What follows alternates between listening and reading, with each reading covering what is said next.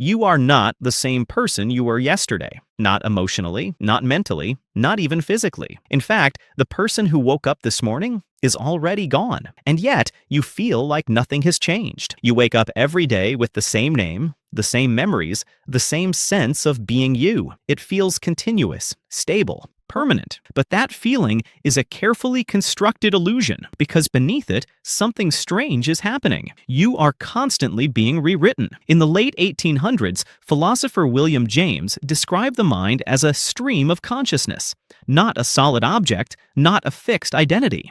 A stream, always moving, always changing. But here's the problem.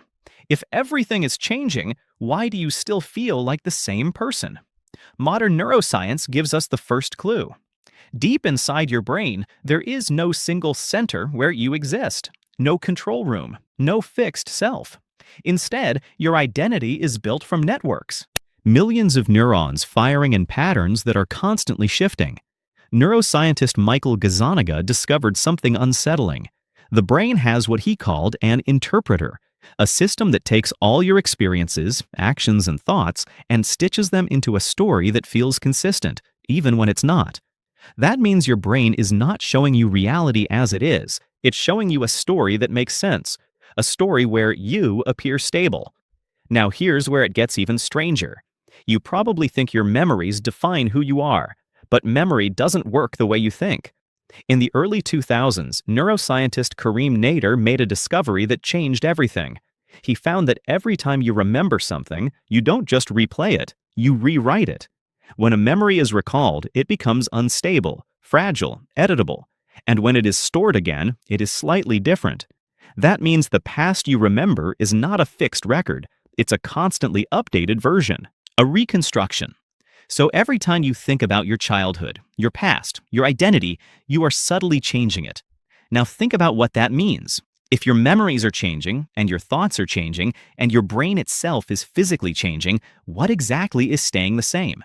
Even your body refuses to stay still. Cells die and regenerate constantly. Your skin replaces itself every few weeks. Your gut lining rebuilds rapidly. Even parts of your brain undergo structural change.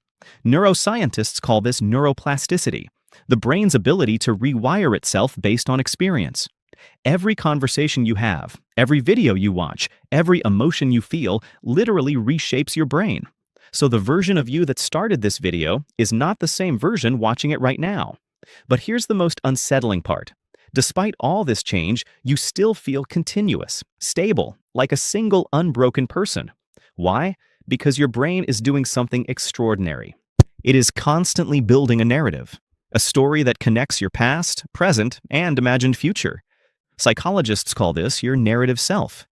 Research by psychologist Dan McAdams shows that humans don't just live their lives, they story them.